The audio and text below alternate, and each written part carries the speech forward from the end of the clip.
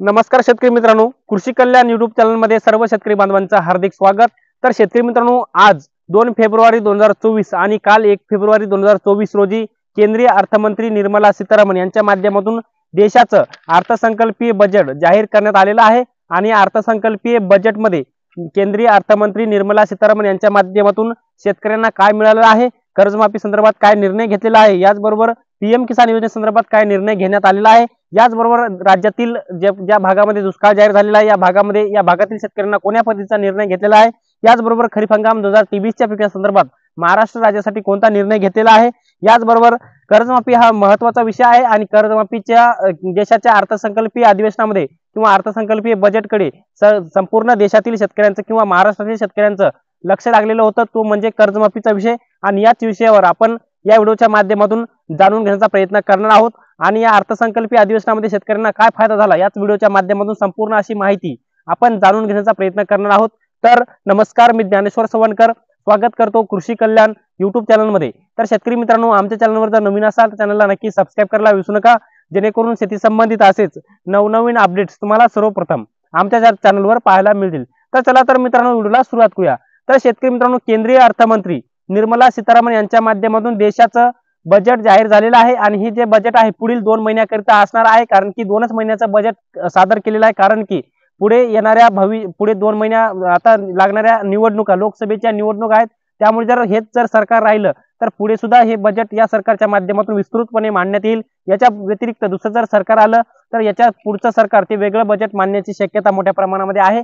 परंतु मित्रांनो, आता या चालू बजेटमध्ये राज्यातील महाराष्ट्र राज्यातील शेतकऱ्यांच्या कर्जमाफी संदर्भात हा मोठा विषय होता, परंतु राज्यामध्ये दुष्काळाचे सावट आहे, शेतकऱ्यांना कर्जमाफी द्यावी, केंद्र सरकारने कर्जमाफीकडे लक्ष द्यावं अशी सुद्धा शक्यता होती। आणि संपूर्ण महाराष्ट्र राज्यातील शेतकऱ्यांची कर्जमाफी करण्याकरिता 50,000 कोटी रुपये लागण्याची शक्यता होती। आणि 50,000 कोटी रुपयांची कर्जमाफी केंद्र सरकार राज्यातील करते की काय आशयाने राज्यातील शेतकऱ्यांनी तो अर्थसंकल्प पाहिला, परंतु केंद्र सरकारने कोणत्याही प्रकारचं राज्यातील शेतकऱ्यांना कर्जमाफी संदर्भात दिलासा दिलेला नाही, कोणत्याही प्रकारची कर्जमाफी करणार अशाही पद्धतीने सांगलेलं नाही। परंतु मित्रांनो, राज्य सरकार कर्जमाफी करणार आहे।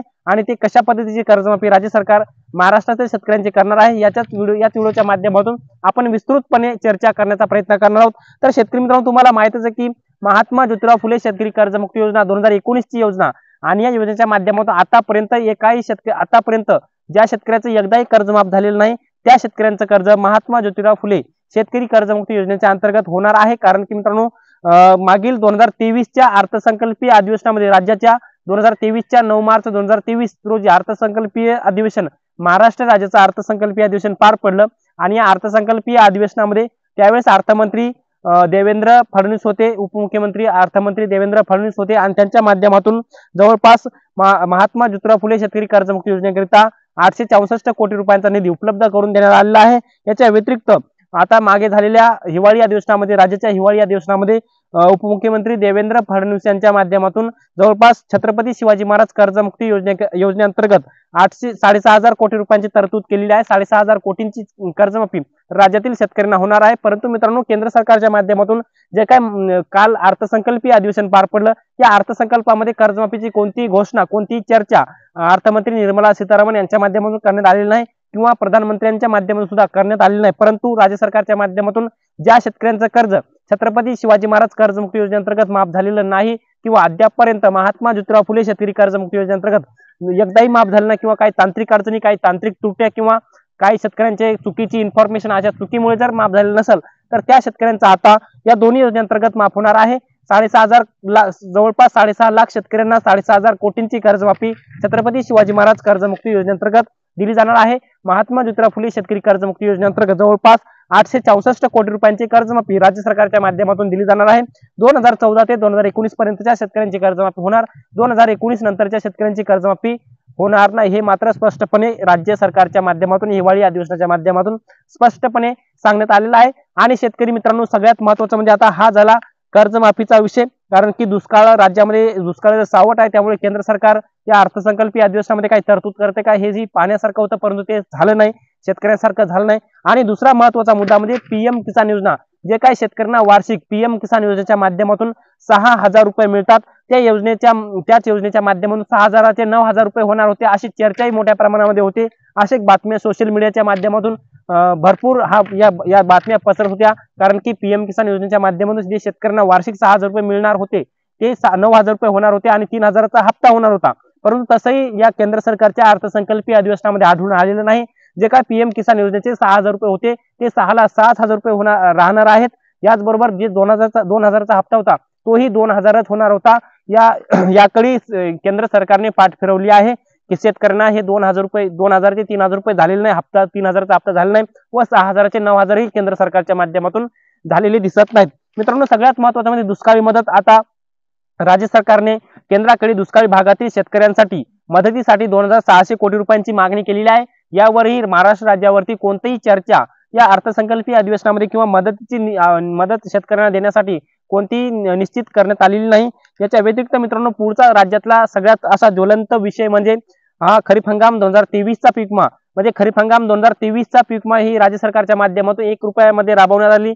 परंतु ही योजना 1 रुपयामध्ये राबवली असून सुद्धा किंवा शेतकऱ्यांना 1 रुपयाचा प्रीमियम शेतकऱ्यांनी भरलेला आहे.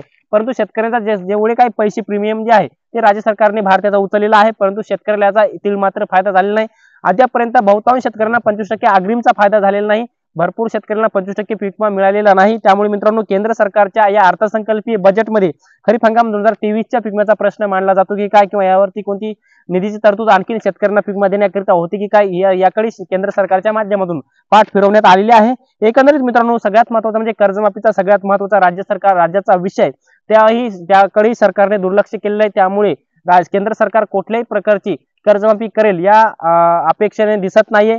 किंवा येणाऱ्या आगामी लोकसभा निवडणुकीच्या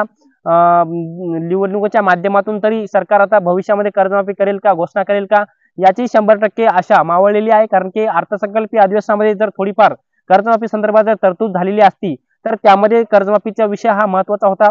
त्यामुळे हा विषय मांडण्यात आलेला नाही. याचबरोबर पीएम किसान योजनेचा सुद्धा संदर्भात कोणताही विषय मांडण्यात आलेला नाही. परंतु मित्रांनो, जे काही राज्य सरकार कर्जमाफी देणार आहे ती मात्र 100% कर्जमाफी आहे. कारण की अगोदरच्या जे काही 2 कर्जमाफी योजना होत्या त्यामधूनच बाकी जे काही शेतकऱ्यांना कर्जमाफी व्हायची राहिलेली, काही लोकांच्या चुका होत्या, त्या शेतकऱ्यांना कर्जमाफी होणार आहे. परंतु अद्यापर्यंत ज्या शेतकऱ्यांची कर्जमाफी झालेली आहे त्या शेतकऱ्यांची कर्जमाफी परत होणार नाही, हे मात्र स्पष्टपणे सांगण्यात आलेलं आहे. याच्या अगोदर 2008चे शेतकरी असतील, 9चे असतील किंवा 2012 पर्यंतचे किंवा 2013 पर्यंतचे शेतकरी असतील, त्याही शेतकऱ्यांची कर्जमाफी होणार नाही. कारण की राज्य सरकारने याच्यामध्ये अट टाकलेली आहे. ती अट म्हणजे फक्त 2014 पासून जे थकीत कर्जदार शेतकरी व 2019 पर्यंतचे शेतकरी या मध्य कालावधीमधल्या शेतकऱ्यांचंच कर्जमाफी होईल. परंतु ज्या शेतकऱ्यांचं माफ झालेलं आहे त्या शेतकऱ्यांचं डबल कर्ज माफ होणार नाही, हे मात्र स्पष्ट भूमिका ही राज्य सरकारची आहे. तर शेतकरी मित्रांनो, या व्हिडिओच्या माध्यमातून अर्थसंकल्पीय अधिवेशनामध्ये काय काय चर्चा झाली किंवा कोणती चर्चा झाली नाही किंवा याच्या संदर्भात एक महत्त्वाचा आणि डिटेलमध्ये अपडेट आपण या व्हिडिओच्या माध्यमातून जाणून घेण्याचा प्रयत्न केला. हे अपडेट तुम्हाला कसं वाटलं कमेंट बॉक्समध्ये नक्की कळवा. आणि शेवटी आमचे युट्यूब चॅनल कृषी कल्याण युट्यूब चॅनलवर जर नवीन असाल तर चॅनलला नक्की सबस्क्राईब करा. व्हिडिओ जर आवडला असेल तर व्हिडिओला एक लाईक करा. प्रत्येक शेतकरी बांधवांपर्यंत महत्त्वाची अशी माहिती शेअर करा. तर शेतकरी मित्रांनो, तुर्तास ते थांबतो. तोपर्यंत सर्वांचे मनापासून धन्यवाद.